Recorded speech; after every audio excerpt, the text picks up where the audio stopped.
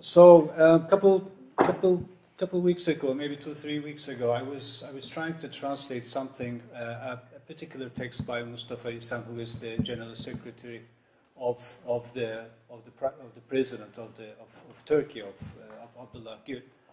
And I ran this to quickly translate something he had written, and I was running this through a translation machine, Google translation machine, and then by mistake I searched my translation instead of kind of copying it and pasting it into a text. And when I searched the translation, something very interesting came up, which would, I guess, refer quite a bit to Brian's conversation here. Jesse Helms's name popped up. For those who, Jesse Helms was a very particular senator. He passed away recently, I think a few years ago. It was in North Carolina or South Carolina? North Carolina. North Carolina senator, who was very active in the culture wars in the 80s and 90s. He did quite a bit of damage to at least to the visual arts community in the United States at the time. So that was just kind of a pure coincidence, I thought. You know, why is the General Secretary of the President of Turkey's particular text rhymes so perfectly with Jesse Helms's text, Jesse Helms's name, thanks to Google. So I stopped right there, and then a couple of days ago, an old friend of mine, Christopher Phillips, sent me a message. He's the curator at ICP, and said, you know, Carol Squires and Brian Wallis are coming to town, to Istanbul, to do some research. And of course, the moment I recalled all the past, and the past was Art Matters, how the culture wars changed America. And this was all about the culture wars. It was about Jesse Helms to a particular degree, and to Brian Wallis, and to Brian. And Brian, as some of you may remember, has been responsible for editing some of the most influential publications in the last, at least the last 2 decades. From Blasted Allegories to whatnot. You know, we're kind of same age, I think, or I would hope that I'm not much older than Brian, but that was one of our core texts when in graduate school when I was in New York. These were the publications that actually made history, at least in the States at the time in the 80s, from the 80s onwards. So just very quickly, a few words about conservative culture, this conservative culture debate. Now, if you'd remember, throughout the first decades of Erdogan's rule, the Prime Minister Erdogan's rule, he made quite a bit of effort not to intervene in the cultural sector. He may have closed the Eczacıbaşı family's first modern and contemporary art museum of Istanbul in 1994, in his first and only term as mayor, but he had the same family open Istanbul Modern a decade later, with remarkable efficiency in the wake of the EU accession talks. So up until 2011, the tacit acceptance was that the cultural field was partitioned in two. That was Erdogan's success as the great normalizer and his Ottoman style of perceived coexistence, whereby different societies live under one protection without mixing with each other. The cultural field was crafted along the secular and the conservative, cosmopolitan and the provincial, artistic and crafty, touristic and endemic registers. There would be no crossovers, as Erdogan was a master in navigating the strategy of permitted coexistence. Many of us in Istanbul who were not part of this duality looked at the issue from other angles. Discussions such as the access to the city and gentrification have been around for more than 10 years. So if we forward to 2012, Professor Mustafa İhsan, General Secretary of the Presidency of the Republic of Turkey, unrolled in 2012 a rather persuasive discussion about conservative art. This was followed by the introduction of a magazine called Conservative Thought, and another under the name of From Tradition to Future, all published by an institution called Research Center for Culture and Civilization. This was one of the many such, these were one of the many such publications.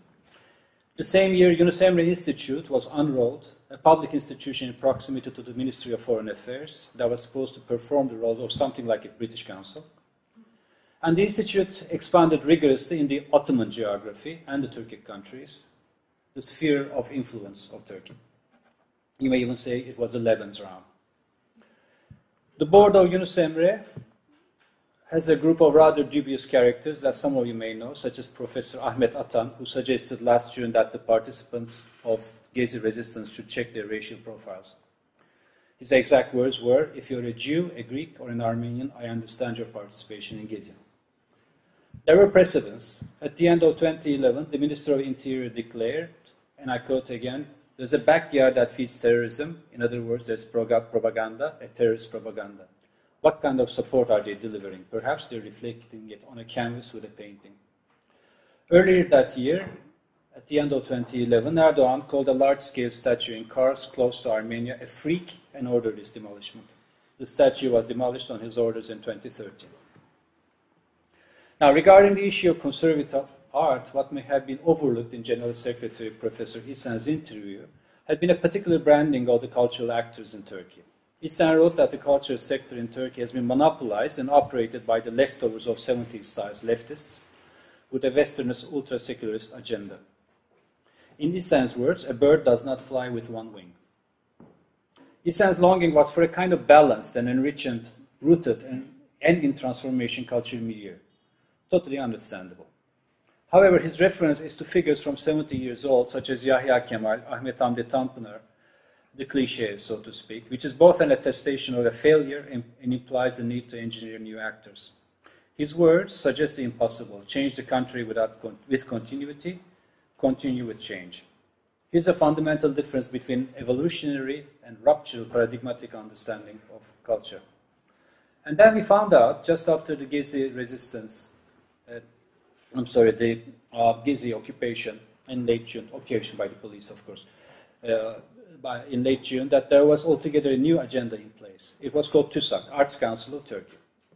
This was a preparation for a new law that would effectively close most of the theaters, dance and operas, force the practitioners into early retirement, and replace the old republican system with a more efficient model based on meritocracy, a model based on applications for operating and program costs. More funding would come into the system from the lottery money. There's something positive, obviously, about the need to change an archaic and dysfunctional system of artists as government workers, but the qualities of the draft stops right there. The model takes its cue from the Thatcherite overhaul of the British cultural sector, and it's supposed to be vaguely modeled on an arts council. TÜSAK is to have an independent board, but the members are selected by the cabinet. Hence, they become government employees, and frankly, more space was reserved about who gets how many cars and how many drivers in the early taslak, in the draft. So the leash is super short, and read in the context of the conservative art argument shaped in the last 2.5 years, the motivations become clear. It's an assassination. Now, just before we go on, just a few corrections about the myth of the secularist junta. The secularist project was finished in the 1940s. Except for a few anomalies, the Democrats and leftist cultural figures have hardly ever received support from the governments in the past. In fact, Democrats and leftists that İhsan talks about has often been imprisoned, censored, suppressed, and even burnt alive. On a more modest note, they would lose their jobs in the universities and be forced to exile. Correction 2. There has never really been, since 1977, a leftist cultural minister in a left government. There's only a 3-year exception in 50 years of governance in the context of a coalition government, and this happens to be the only time in history when discussion about an independent arts council was entertained. Turkey's Culture Ministry and Foreign Affairs have been traditionally wary of cultural actors, especially independents, and taken all efforts to refrain from funding them. In the 24 years I've spent in this business, I only got one ticket once. It was a ticket to the Netherlands, so important.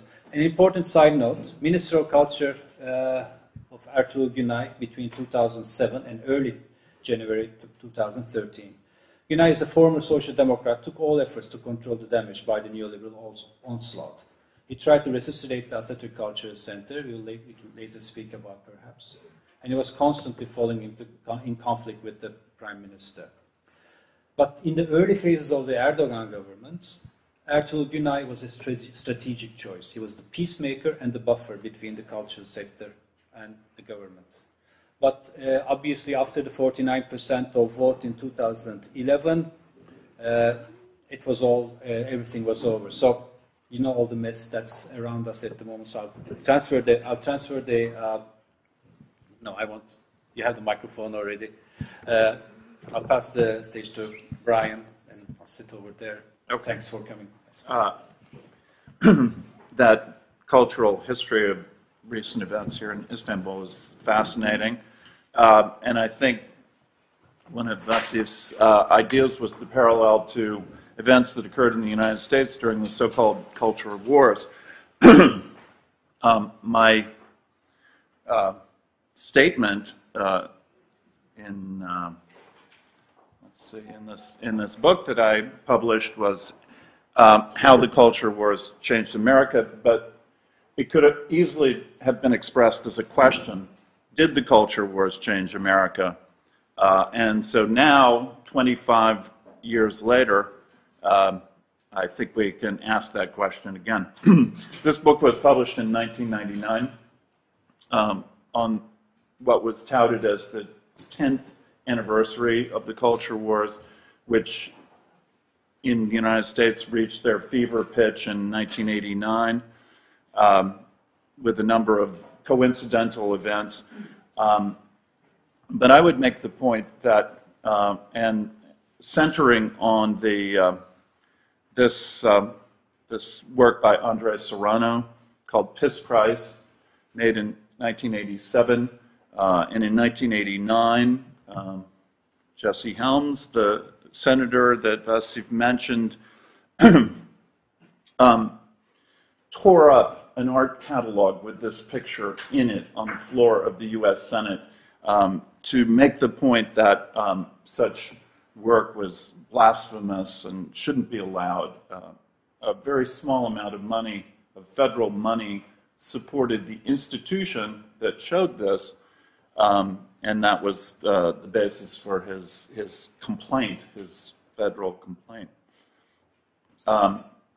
Just about a month later, an exhibition by Robert Mapplethorpe called The Perfect Moment was scheduled to open at the Corcoran Gallery of Art, which is in downtown Washington, D.C., very near the White House. And again, through the lobbying of Senator Jesse Helms and others, the Corcoran decided to cancel that exhibition that had already been shown in New York and elsewhere. And so that created a bit of controversy. So in very rapid sequence, three important things happened, spurred by Jesse Helms. The first was complaining about Andre Serrano and the work Piss Christ. The second was instigating the cancellation of the Robert Mapplethorpe show. And the third was just a month after the cancellation of the Mapplethorpe show, Helms introduced an amendment to the funding of the National Endowment for the Arts, which is the federal arts council in the United States, to prohibit indecent art, what he called indecent art, from being funded by the national government. This was ultimately removed, but it was a very important moment that he would describe art in this way. And the following year, when the exhibition by Robert Mapplethorpe traveled to Cincinnati, Ohio, federal marshals actually closed down the museum and arrested the director of the museum in protest against this exhibition. The director was subsequently acquitted, but as you can imagine, it was a huge scandal and controversy in the United States. And really, what many people described as a form of governmental censorship, this new description of avant-garde art as indecent or challenging because it represented in the case of Serrano, a challenge to traditional depictions of religion. In the case of Mapplethorpe, because it challenged typical definitions of gender, sexuality, and race. But I think one of the questions raised by the culture wars is whether this is really censorship or a fundamental difference in values. And I think that from the position of a couple of decades down the road, where the cultural situation and the political situation in the United States has grown ever more polarized, I think it's clear that what was really being defined by the culture wars had very little to do with art except on a symbolic level. Art stood for something much larger in the culture that was being debated. And to look at that, I think you have to go back to the election of President Ronald Reagan in 1980. He was a very particular figure in the American cultural landscape, an ultra-conservative, but also an elder statesman of the conservative wing of the Republican Party. Literally, he was almost 70 years old when he took office in 1981. He was 77 when he left office 8 years later, far and away the oldest U.S. president. But really what it meant was he was a throwback several generations to a sort of Cold War ideology. And he brought into office a lot of the cultural preconceptions or biases of that much earlier generation. So among the cultural changes that Reagan enacted, some of the most extraordinary were he created a special governmental commission on pornography to investigate and presumably to eradicate pornography. He was also instrumental in curtailing a proposed amendment to the U.S. Constitution that would guarantee equal rights for women. And of course, he initiated war in Latin America, a sort of underground war against the governments of El Salvador and Nicaragua. And during the first year in his office, 1981, was when the AIDS, HIV virus was first discovered, and that the battle against AIDS and President Reagan's failure to acknowledge it characterized in large part his attitude towards any cultures that did not resemble his own. So women, gay men and lesbians, so-called minority cultures, these were all off the map in terms of his view of American culture. But of course, the 1980s was exactly the moment when American culture was radically changing. Majorities were shifting throughout the country, and the country was substantially divided on a lot of cultural issues having to do with race, religion, gender, and sexuality. This was more than just a typical liberal conservative distinction. This is really completely different definitions of culture from the progressive to the traditionalist side. And so, in a way, what happened in the visual arts arena really typified what was going on in the culture in general. And so you see in this kind of caricature created by the group ACT UP in 1987, a typical political visual response to the Reagan administration. Reagan came to represent the culture that many artists, and particularly AIDS activist artists, were opposed to. not just visual art, but active protests and demonstrations typified the response to President Reagan. And what's great about this poster is, I don't know whether you can see the fine print, but many of these posters gave very specific, well-researched responses to the Reagan government policies and really indicated the real-life consequences of the Reagan government's neglect of the growing AIDS epidemic.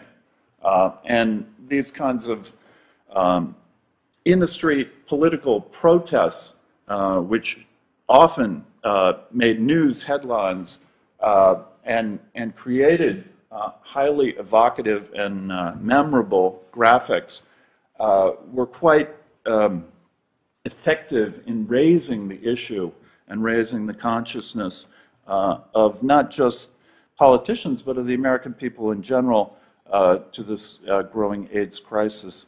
And at the same time, the women's rights movement in the 1980s reached a certain peak, again, through in-the-street political protests, ardent critics and spokeswomen, and also through the work of visual artists such as Barbara Kruger, for just one of many examples. So now it was no longer a question of women getting the right to be recognized as artists, but women really adopting a strong political voice through not only activist work like this, and this is an adaptation of Barbara Kruger's famous work, which she adapted to as a pro-abortion, pro-women's rights poster. So not just this kind of activist work, but work by women artists such as this one by Carrie Mae Weems from 1988. And these are all works from the late 1980s, all circa 85 to 89, to give you the context of the Serrano-Mapplethorpe controversy, which broke out in 1989. And to, in a way, point up the irony that, in fact, Serrano and Mapplethorpe were on the more conservative wing of a growing political movement among artists and progressive intellectuals in the United States in general, who were responding to this imposition of a much more traditional, family values-based view in the Reagan government and its acolytes. And by the way, this has a text that goes with it, which was cut off, but here it is for those of you who want to read along.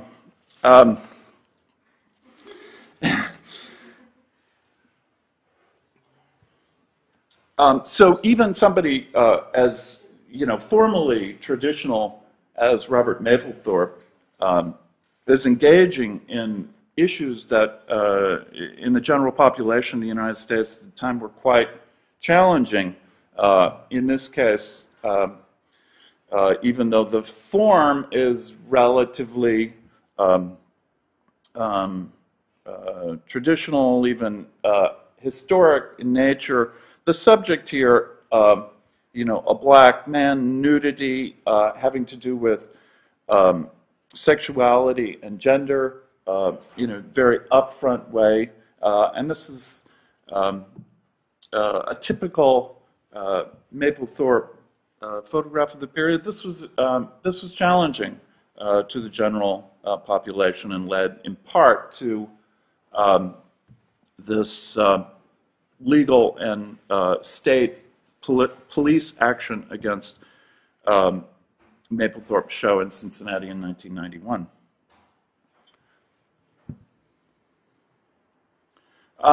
So one of the questions is, how have things changed? Have things changed since then?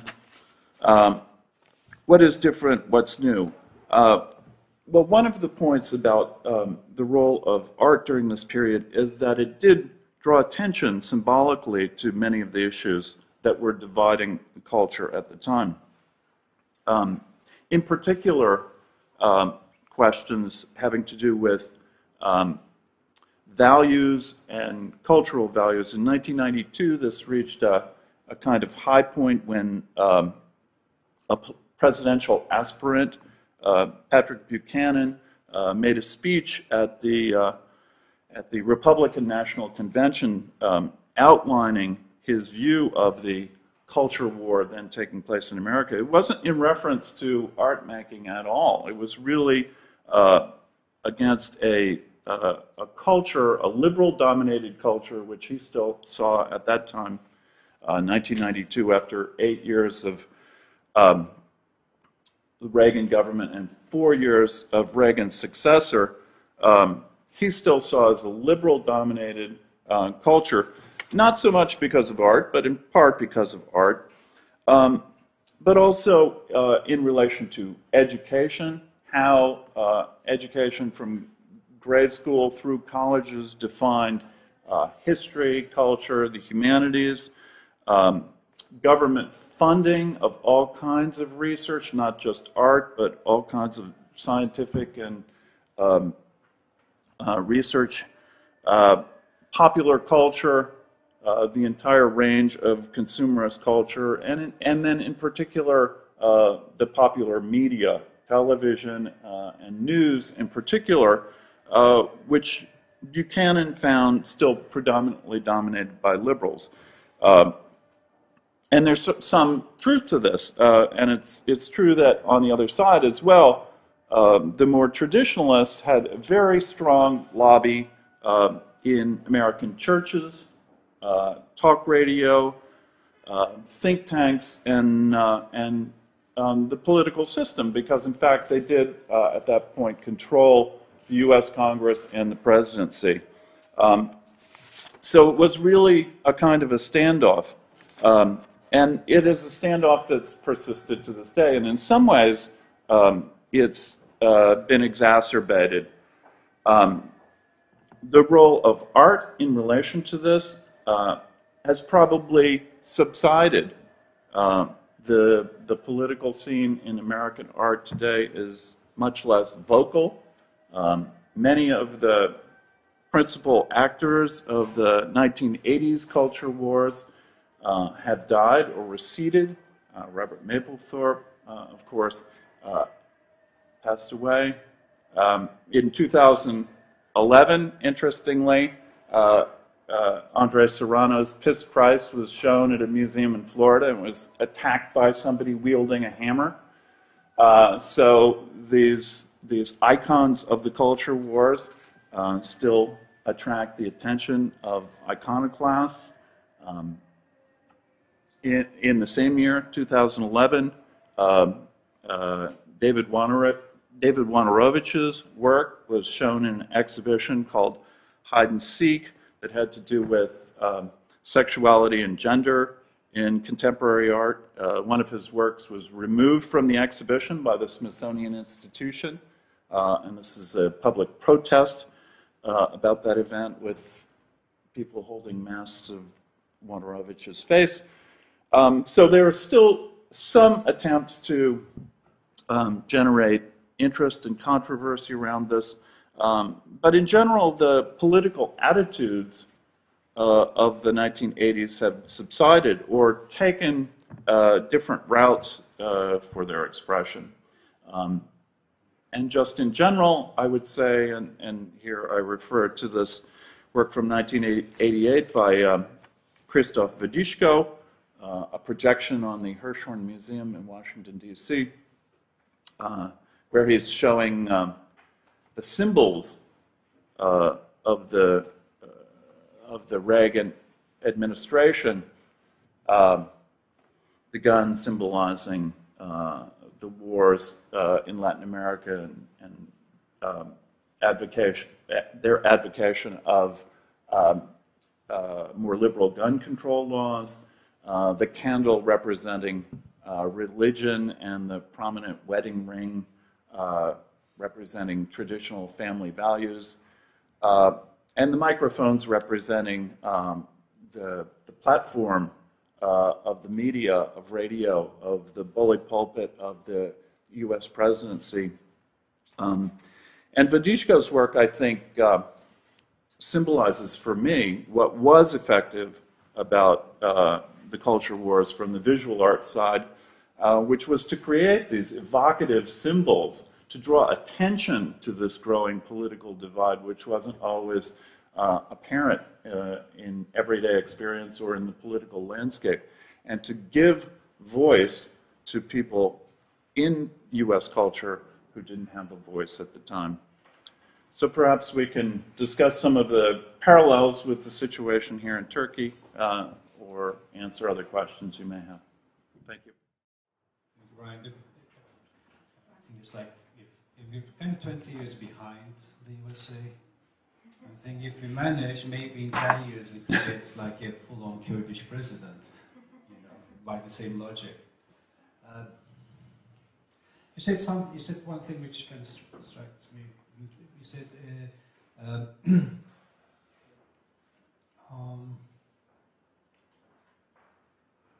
let's see, two artists, one being Serrano, were on the conservative side of the equation. That is not the activist side. Maybe you could just open that up a little bit. That's one of the questions. The second is,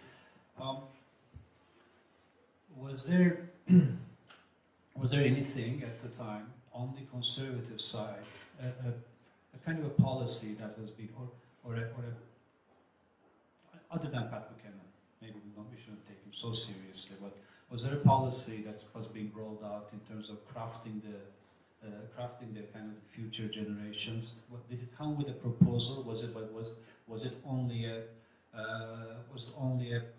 protest, or was it only about censorship and protests and all of that? You know, was there an alternative? I mean, you know, Norman Rockwell. What is the offer of the conservatives? Is there an offer? This would be quite curious for the local situation as well, if there is an offer or not. Yep. An alternative offer. Yep. Yeah. So just to take the last point, there was a program proposed by the Heritage Foundation, which was a prominent conservative think tank in Washington, D.C., about ways to transform or right the imbalance that they saw in American culture. And one of the things that has actually come to pass, taken place, is just an intervention in televisual media. So to have more television commentators giving a right-wing, fair and balanced view of news and commentary. So over the past 20 years, on American television and media, there's been a raft of well-funded shows that basically give the right-wing view of how to interpret the news, Fox News being the most prominent of these, and headed by former presidential advisor Roger Ailes. So that was an important part of it. In the sphere of contemporary art or visual culture, there was a really concerted effort to try to find appropriate conservative visual artists. And it was very difficult to find any. There were a few sculptors who seemed to be making sort of traditional statues, and there was an effort at one point to ensure that the funding that did go to the National Endowment for the Arts, some of it would be channeled to those type of artists, that there was a different representation of conservative as well as avant-garde artists on this National Endowment panel, and that the monies from the National Endowment for the Arts should be distributed to state-level arts agencies as a way of preventing a concentration of progressive advisors in Washington from focusing too much on contemporary artists from major metropolitan areas.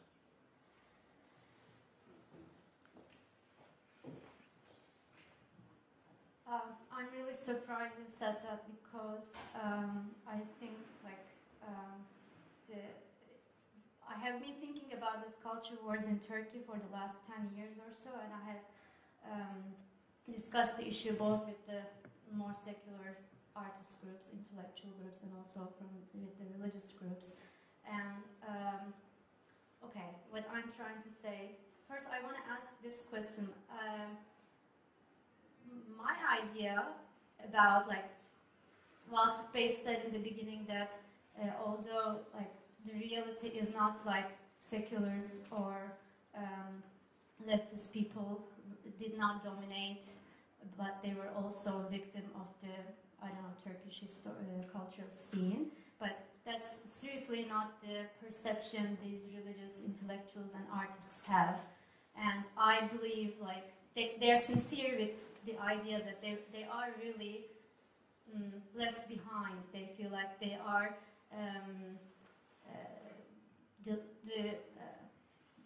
the others are talking in a very condescending way to them like they think that they are doing the real arts or real all sorts of arts. But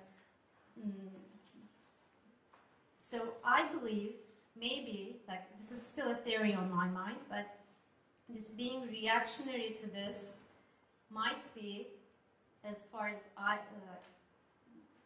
because of this inferiority complex, it's maybe coming. I'm thinking, for instance, it's also tied to the general situation of the Muslim cultures in the world. There's this feeling that we are coming from the poor countries, we don't have enough armies, and all these big powers are attacking us, and this and that, we can't get the visas, blah blah blah blah. Also in the art field, well, İletişim is selling this publication, Salt is doing this, that is doing that, and then nobody is really giving attention to us. And I have been working with some religious magazines in the past with religious groups, and that was really the case. For instance, I know the best story writer living in this country is Mustafa Kutlu, but he has been always and always, he can never find a spot in the best literary magazines in the left or secular, and it's just political, for instance. So I was curious whether anything resembling that happened or is happening in the U.S.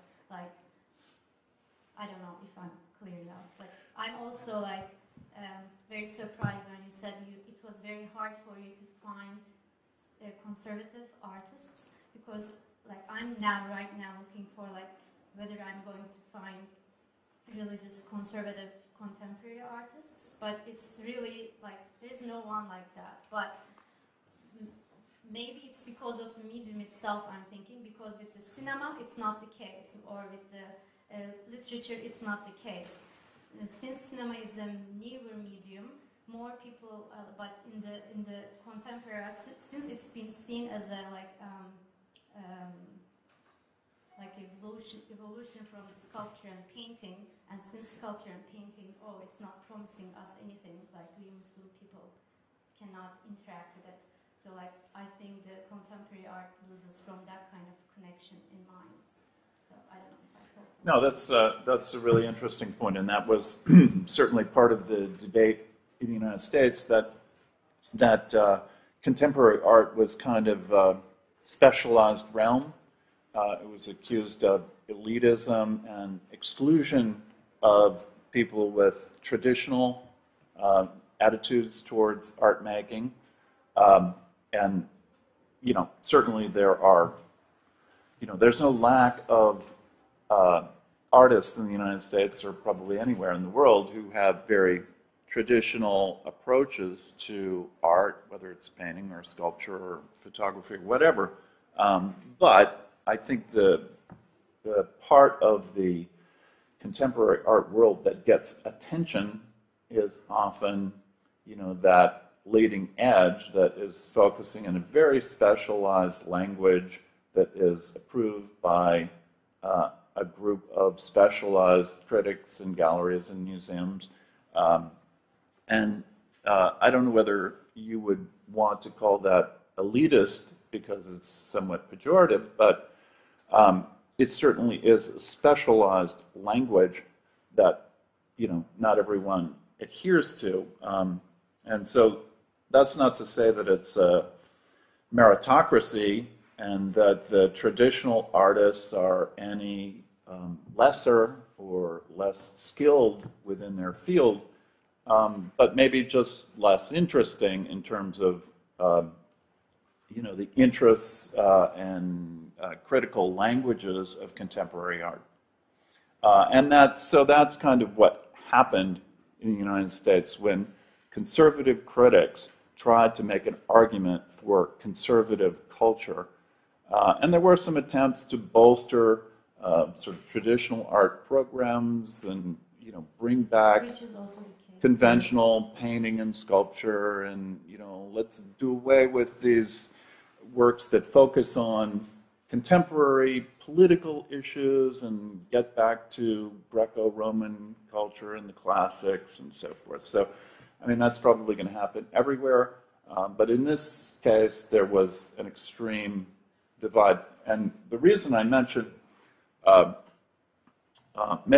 and Serrano as more conservative, it's a relative term because it's more conservative within the avant-garde, but Mapplethorpe was in fact investigating at this very moment sort of classical models, classical sculptures, traditional artistic forms in an interesting way, but something that was maybe less challenging in the general realm of contemporary art than what other people were doing. Similarly, Serrano was actually one of the most engaged in looking at religion in contemporary art practice of any artist at the time. He happened to do it in a way that was, if you took this one picture out of context, looks blasphemous or something, but it was really about challenging his own past, his own heritage, and his own understanding of religion. Does that answer your question?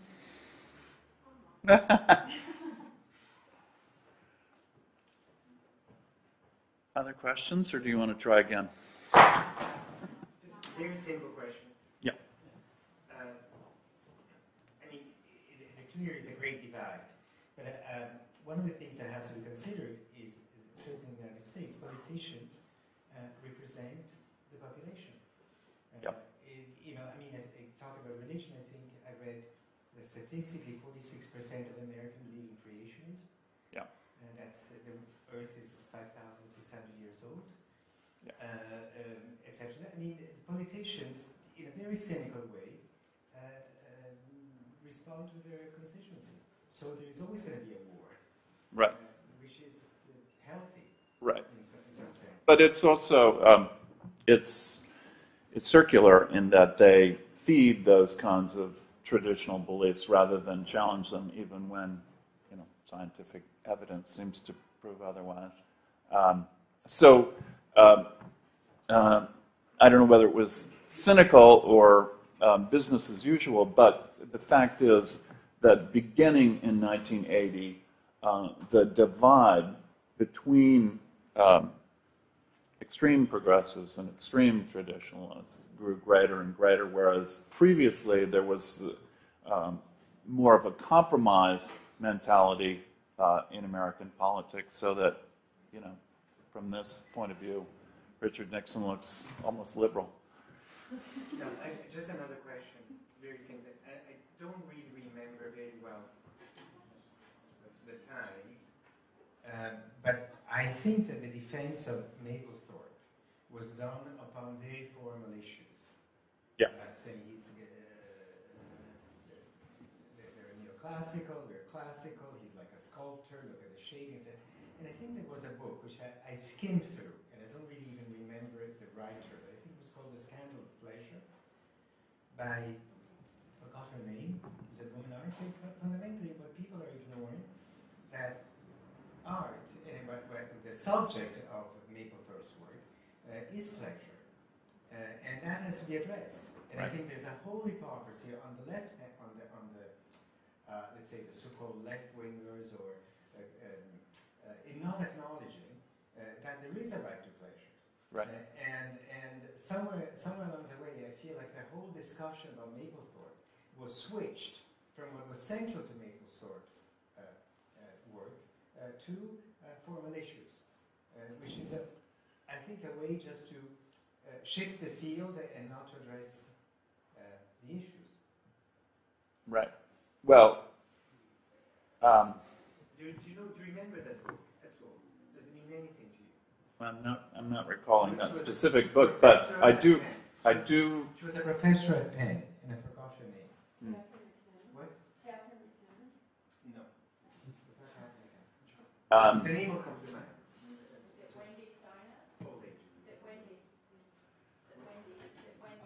Somebody's Googled it. Anyway, you're absolutely right that the legal defense for Robert Mapplethorpe in this case was based very much on the formal aesthetic aspects of the work. I think in an effort, to avoid any potential challenges and to cast it into the non-political realm of art with a capital A. I mean, he was being brought up, and the museum was being brought up on charges of indecency, having to do with images that were labeled as pornography or child pornography. And so, understandably, they took a very conservative tack in their defense. But it's also true, as you suggest, that there's been an incredibly wide spectrum of critical response since that time about Mapplethorpe's work. Some see him as, an extremely political artist for his advocacy, quite unabashed advocacy of gay sexuality and gay pleasure, as you suggest, and others seeing him as an extremely conservative artist for having pursued these sort of formal, traditional approaches, aesthetic approaches to art at a time when, there was this raging cultural controversy going on in the country at the time. So I think you can read them in many different ways, all valid. Just to follow up from there, I think perhaps there's like a bit of a duplicity in this too, because when Mapplethorpe does it, it's the pleasure principle, so to speak. But when Jeff Koons hijacks it into another realm, in terms of allowing us to confront sexuality one way or the other, he gets away. He got away, and he was able to financialize it. And that seems perhaps like one of the early instances of this kind of financialization, which worked very well later on. That how this kind of incendiary images can become the perfect ploy to make good money and be at the forefront of the art world at the same time. Not the deep, critical, serious work that takes a little bit of unwrapping, or quite a bit of unwrapping. I just want to come back to this Mesa. You also mentioned quickly, but all the literature I've been reading, and read a ton of it over the last couple of weeks, it always goes back to the same 3 or 4 characters. The older generation or the mid-generation conservative, let's say, writers, thinkers, and they have only 4 names to go to, or 3 or 4. It's always mean also that, yeah. And in terms of visual practice, no, everybody talks about art. It's called art, anyway, muhafazakar sanat, not culture, not whatever. Nobody can remember a single name. There are no artists that have been spoken. And then when they speak about conservative culture, you say, look, Ezra Pound was conservative too. It's the same goddamn excuse. So what I'm trying to say is, like, there is an amazing crisis here, you know, because it doesn't exist. The thing itself does not exist. There's no object for it. It has to be invented. It has to be engineered. It has to be created. That's the kind of situation we are in at now. And I think it did not exist in the US way either. Not if you draw this kind of field, it's not in that field. There's nothing in that field. And if let's put visual art aside, but if in theater and even in literature, you had 100 whatever years to produce a contingency of conservative writers, great conservative writers, you have failed to do so. There's something wrong with the culture that embodies it. That there is something missing here. It may be okay. That's fine. I don't have a problem with something missing. That's okay. But it just doesn't exist. In visual art, it just doesn't exist. In literature, there hasn't been a continuity because the generation of interesting conservative writers died in the 50s. That's like this last breath in the early 50s, and then it's over. But that's kind of. But you don't have the kind of. You don't have kind of visual critics and writers criticizing, for example, writing about visual art. You don't have Peyami Safa writing about. You don't have the horrific articles of what's his name. Ahmet Hamdi's arts criticism, for example, which is really, not acceptable by any standard. Psychologically, I link this with what I'm saying as the inferiority complex.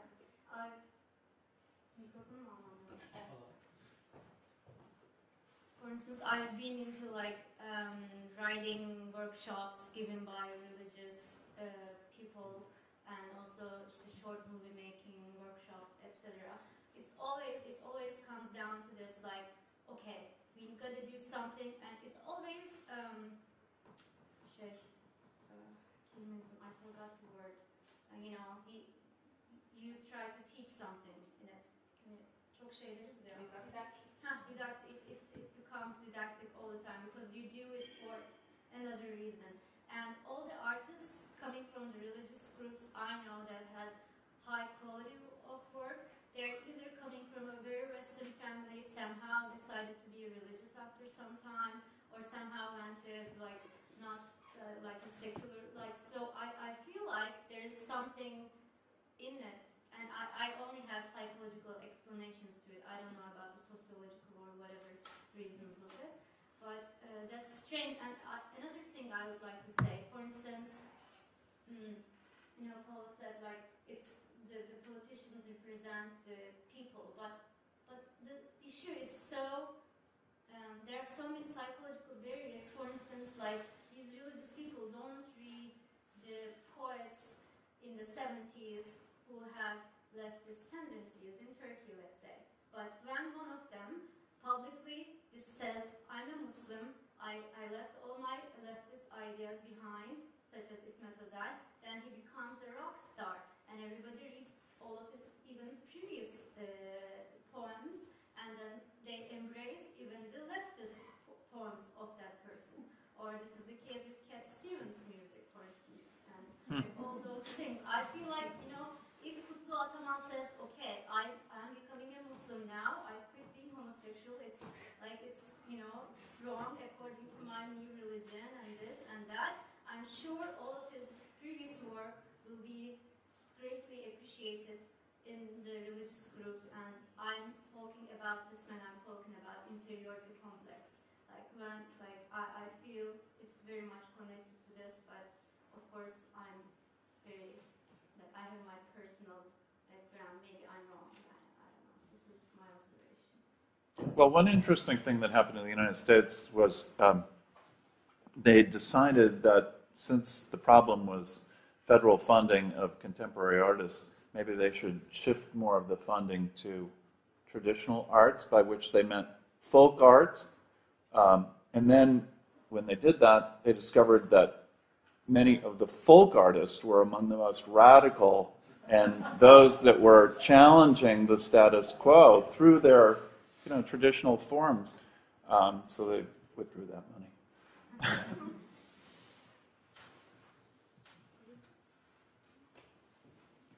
My question is going to be much simpler, I think. I was wondering if you could talk more about the changes in the institutional reactions since the late 1980s in terms of like being against that type of censorship incidents that you mentioned in the presentation. Yeah. Do you think that they might be more well equipped in terms of articulation and also organizations and everything? Yeah, that's a very interesting question. One of the things that underlay the controversy, and in fact instigated the controversy, had to do with the institutions of art. And the National Endowment, which is our National Arts Council, there's no cabinet level position. There's no there's no cultural leader who has prominence in the United States, but there is a national endowment for the arts, which has a relatively small budget. I think in 1989 it was about $170 million, which is about 50 cents for every citizen or something like that. Anyway, one of the things they did in the 1970s that was quite innovative was they gave money to small organizations, particularly of contemporary art, alternative spaces, they called them. So very much like SALT, but often in more provisional spaces and less well-funded. Many of which were started by artists, and so it was an extraordinary thing. And these alternative spaces that sprang up with government funding throughout the country became, in a lot of cases, the sort of seedbed for these radical art practices. And in fact, when Jesse Helms tore up this catalog of this Andres Serrano exhibition, that was from an alternative space in his home state of North Carolina. That's why he was so mad.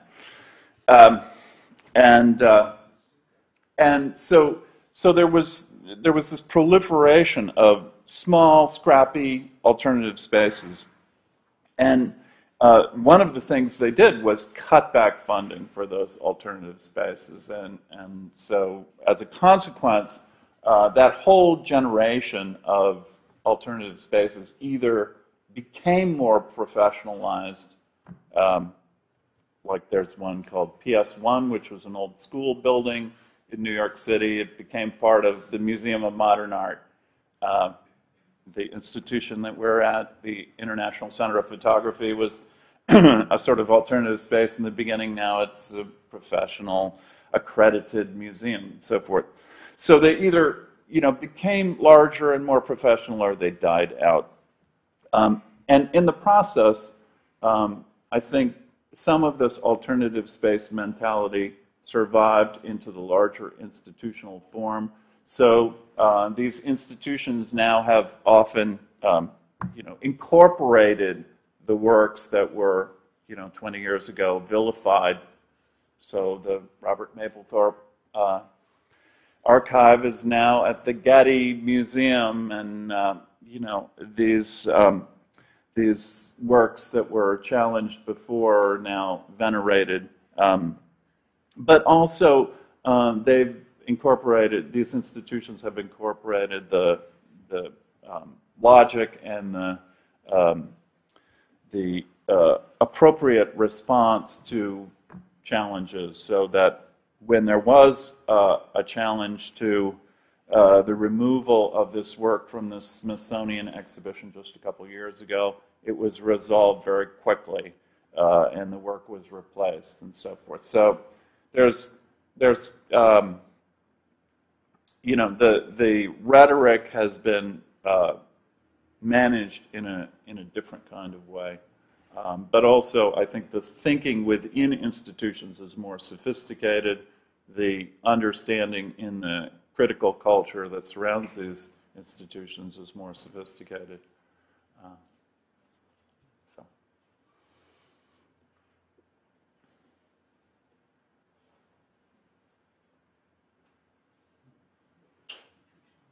Other questions? Points? This is what with the air of all this. What is this? What is the situation? And I come and go, so I'm not here all the time. What is the situation here? In Turkey? Yeah. I mean, if I may just add, I'm Italian, and in Italy we've had pieces censored recently, museum directors fired for a crucified frog by, sorry, brain is gone, German artist. I mean, we've had a number of issues, literally, of dealing with censure, especially when it came to religion. Again, you know, I mean, we have the Vatican, which is an incredible presence that determines lots of things. I mean, I open the newspaper in Italy, and every day I know what the Pope does. I open the newspaper in the Guardian in London, I never know. You know, I mean, I think there is also an issue of presence and an issue of religion which informs the way art is exhibited. I also have to say that in my country there are a number of, let's say, Catholic philosophers. I mean, religion is besides theologians, but of philosophers who are ultimately Catholic leaning. Vattimo, for example, you know, who's a typical case of left-wing. So I don't know. I mean, I wonder what is the situation here, and is there a war going on, or it's just the arts are being ignored? Well, maybe Vasıf or someone else can answer that about the situation in Turkey. But I would just say about the U.S. situation that I described. Again, it's a relative situation. I mean, compared to many cultures, the American situation is exceptional, in that there's incredible freedom of expression, and that's really a large part about what was debated here. Even though in a lot of cases critics charge that in one instance or another it was censorship, there's very little state censorship of anything in an overt way. It's really how a very small portion of federal funds was being disseminated or decided, or the reasons for the requirements.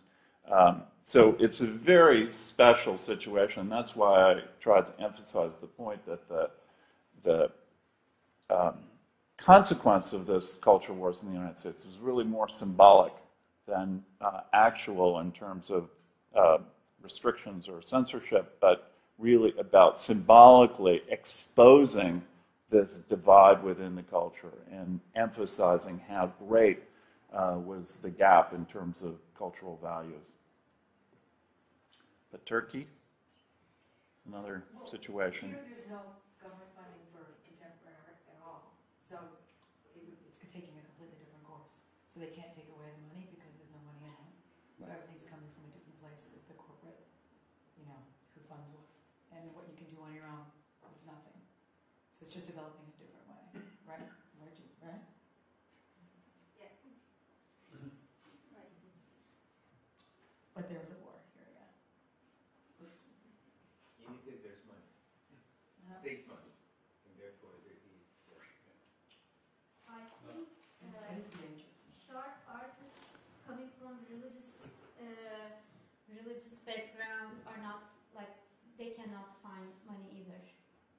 So I think only crappy conservative religious art finds money in this country. I'm serious, yeah.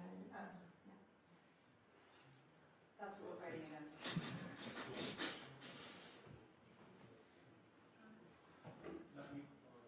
Just to wrap it up, I mean, I don't think there's really a war. There's a conceit of a war. There's the imagination of a war that's kind of being proposed at the moment from the level of the government and particular angles. There's a supposed or imagined division and discrepancy between the secular and non-secular sectors, which is also more than anything is a perceived and imagined difference. That is, to negotiate that, you don't need a war. You actually need negotiation and spaces of representation, spaces of discussion, spaces of conversation, so that all of this sets of prejudices, built prejudices, start to kind of peel away a little bit, because I mean, perhaps it's a longer story. As Marie said, the situation on which the visual arts, contemporary visual arts, rests is by and large funded by the corporate sector. So that limits your let's say your canvas. You have to work with a shorter canvas. There's no need to. I mean, nobody can claim that there's such a thing as pure independence or freedom if you're in the institutional sector in Turkey. Sometimes you're on a short leash, sometimes on a very long leash, but there's always a particular leash. So over the 30 years of private funding, at least 35 years of increasing private funding, the sense of responsibility of the cultural sector has shifted, obviously, from an imagined sense of a publical to the private, because that's where the money comes from. That's how the assessment is made, and etc., etc. So your sense of publical has evaporated over the time, and the public sense of looking at these institutions have also evaporated, because these are all private. It's a kind of an array of private institutions. So there is displeasure on both sides, and I think Gezi, perhaps even more than anything else, kind of threw that wide open, in that everything that seemed to be a little bit obfuscated or seemed to be fragmented is now looking as a total, more like a clear picture. It's more like a clear picture at this moment, and it's not good or bad. I mean, it's not about private versus public. That discussion is a discussion of the past, obviously. But nevertheless, it's just we're just trying to survive on one leg constantly, which is quite complicated.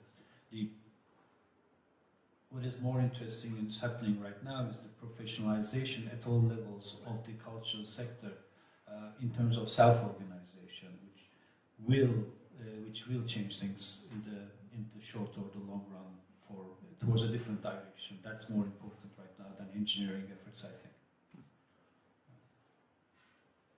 One more, and then post. Sorry for being stuck with the institution question, but I was thinking about what happened at the Smithsonian a couple of years ago, and when the museum basically removed David Wojnarowic's work, the Fire in My Belly, there was a series of, or there was a number of exhibition spaces throughout the United States that basically started showing the particular video on a continuous loop, yep. Which was amazing. Yep. And these institutions, they also include the Hammer Museum, the New Museum in New York, or the Center of International Center of Photography that you mentioned. So these are not small-scale alternative spaces anymore. So that's right. I don't want to be cynical about the large-scale museums like the Smithsonian, but I just try to articulate, how we can think about kind of that tension between self-organization that you were talking about and also the idea of institutionalized structures. Yeah. Well, interestingly, the three spaces that you mentioned were among, I think, almost 100 institutions that showed that video sort of in solidarity. But the three that you mentioned were all these alternative spaces that had grown up through this professionalization over the course of almost 2 decades and had become, stronger voices within the culture. And so I think that in itself is an achievement and is really symbolized by that immediate and unified response. We're going to do that here.